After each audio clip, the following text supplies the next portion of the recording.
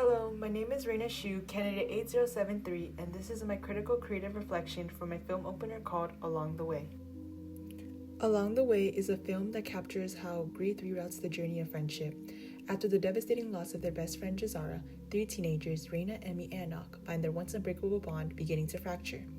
As each girl copes in her own isolating way through performance, withdrawal, or peacekeeping, they discover that the hardest part of losing someone can be losing each other along the way. The film is a quiet but visual exploration of memories and lonely paths walked after a shared tragedy. Question 1. How does your product use or challenge conventions, and how does it represent social groups or issues? Our film Along the Way operates within the genre of drama and subgenre of coming of age by utilizing many of its core conventions to set up a story that it ultimately subverts. First, we embrace key conventions to establish the scene.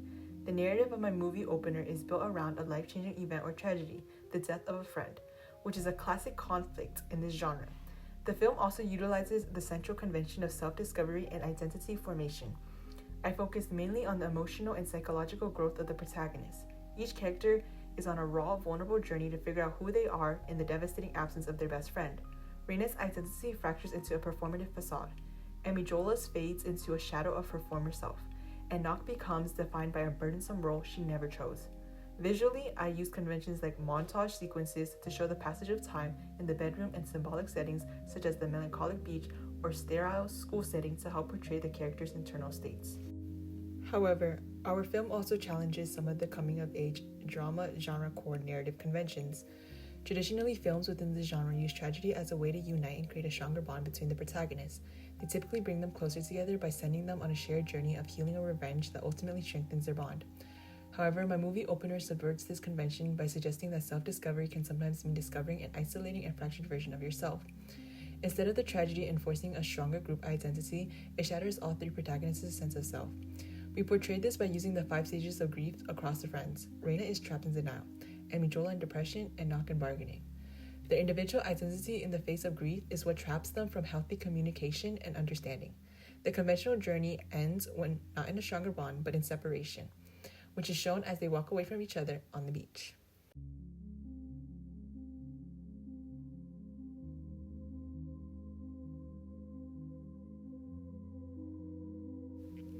Our film represents a variety of social groups and issues to create a narrative that is both specific in its identity and universal in its emotional core. Race and ethnicity are shown through the diverse friend group. The characters are Chinese American, Vietnamese American, Jamaican American, and Haitian/Nigerian American. This was a deliberate choice to reflect on modern friendships. Moreover, gender is centered on teenage girls. The story focuses on female friendship and the pressures they often face from society. For example, Reina endures the pressure to be the happy social butterfly, but clearly she undergoes a suffocating facade. Likewise, Enoch embodies the expectation for women to be the nurturing peacekeeper whose role as the group's emotional stabilizer leaves her burdened. However, Amijola subverts the expectation that female grief should be openly expressive. Her depression is heavy, but silent, as she withdraws mentally and physically, which challenges the idea of how a sad girl should look. Our film directly represents and brings awareness to the issue of mental illness by moving past the typical stereotypes. Amijola's struggle is not represented as a mere sadness or cry for help that can easily be solved with pep talks, but rather as an isolating force and extremely consuming health condition that alters her behavior and self-identity. In other words, this challenges the societal expectation that people should quickly get over grief. Another core issue addressed is the idea of love and death. Our film explores how death is not the end in love, but rather a transformation of it. The unconditional love that the three friends have for Jazara does not disappear, but it becomes a heavy burden on them. Question 2. How does your product engage with the audiences, and how would it be distributed as a real media text? Our film opener grabs the audience's attention first through its striking contrast.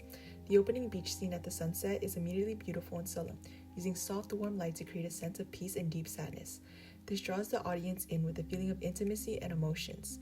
What makes the audience stay to watch is the relatable actions of each character. People watching connect with the three girls and recognize the different, flawed ways they cope with grief, through denial, depression, or trying to simply hold everything together. The tension is created from wondering whether their friendship will survive and overcome the grief or not. In order to wow the audience, our film relies on aesthetic cinematography and emotional authenticity. The beach scene was carefully composed. It was specifically captured at sunset with the golden hour lighting, the slow arc around the characters, and the poetic moment of ash scattering. These visual choices impact our film's emotional theme. The audience is able to connect with the raw and heartbreaking emotions each character is enduring in a relatable way. If Along the Way were a full film, my ideal path would be for it to reach a wide audience of young children, teens, or families who connect with emotional, character development-driven stories. To do that, my goal would be for the film to reach a major streaming platform such as Netflix and Disney+. Likewise, to produce it, it would be produced under Netflix Studios or Walt Disney Studios. Under these studios, there will be professional producers, directors, and specialists in film guiding the project. They would be able to help expand the story/narrative and ensure overall higher production quality. Once production is completed, before releasing it, the next critical step would be marketing. For marketing, I would form a promotional partnership with a music artist such as Billie Eilish, as she is an active, influential figure that advocates mental health awareness. This perfectly aligns with the film's themes. She could contribute an original song for the soundtrack. Her involvement would also help promote the movie to her large fan base. Another way the movie will be marketed is through interviews with talk shows. For example, the cast would be booked for the Jimmy Fallon Show or the Kelly Clarkson Show, as these talk shows are perfect for the audience to get to know the actors better personally and to be able to see the behind the scenes, which adds authenticity. Last but not least, once marketing is completed, the movie will be released as a Netflix original or under Disney Plus to maximize the audience it reaches, as these are already big streaming platforms. Question 3. How did your production skills develop throughout this project? Throughout this project or process, my production skills have improved significantly in terms of learning different techniques. Such skills include learning how to download and extract audios, importing fonts, adding transitions to fonts, and changing saturations and contrasts. Starting with learning how to download and extract audios. When I first started helping with my group to edit, I was completely clueless on how to import an audio from a recording without the recording showing up on the actual movie. I learned through my friend Emmy Jola that there was a feature on an app called CapCut where it allows you to upload any video and it will automatically extract the audio for you. Another skill I learned was how to import fonts. I already knew that most editing platforms had preset fonts that you could use, but I never knew how other people could get cool and amazing fonts that were not on the app itself. I decided to research on my own and found out about a website called thefont.com. This website has a variety of unique fonts that are created by a variety of different people. I now know that you can download the file of the font on the website to your device and then import the file onto the editing software. Another skill I acquired was in learning how to add transitions to fonts specifically. I already knew how to do the basics, such as adding transitions between clips. However, I had always wondered how people were able to get text to transition smoothly from one shot to another. I did not learn until another friend of mine told me that there was a hidden feature also on CapCut called animations.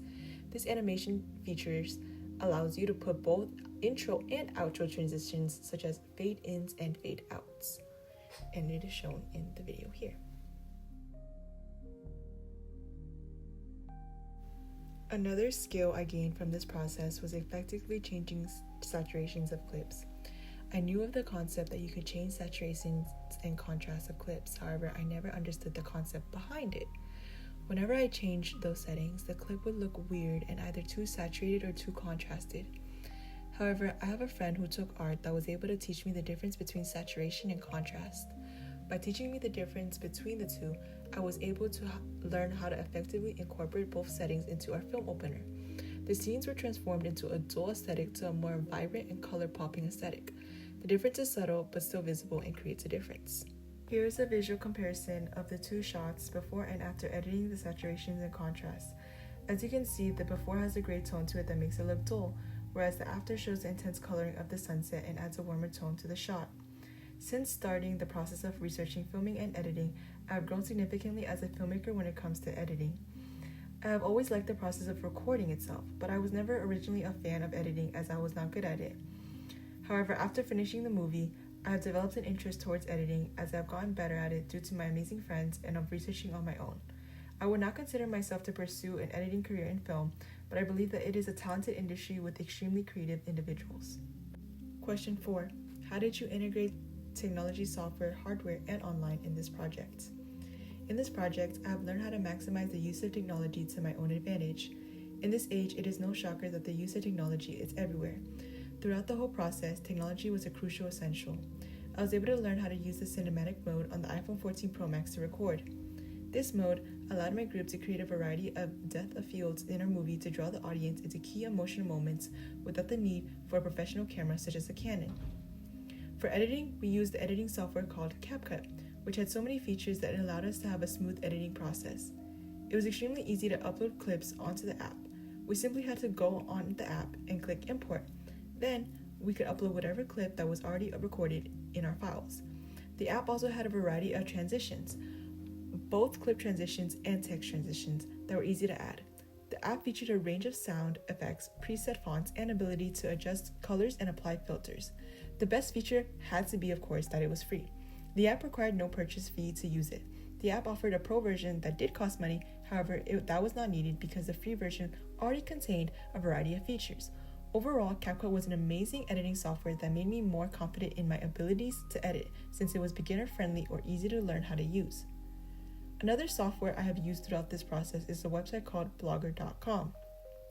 Since starting ACE Media Studies, Blogger was an important website where I wrote daily blogs to document my entire journey of the movie opener project, from initial research to final reflections.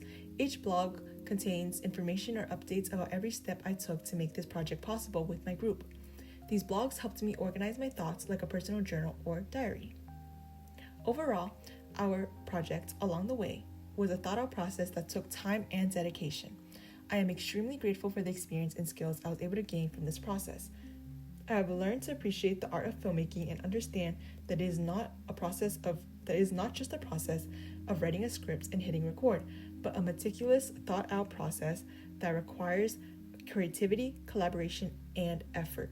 I now understand how every choice, from the color of the walls to the characters themselves, plays an important role in building the story's emotional world. The journey has not only taught me the filmmaking process, but has also shown me how to tell stories on a deeper level. Thank you everyone for listening. This is my critical creative reflection on my film opener, Along the Way.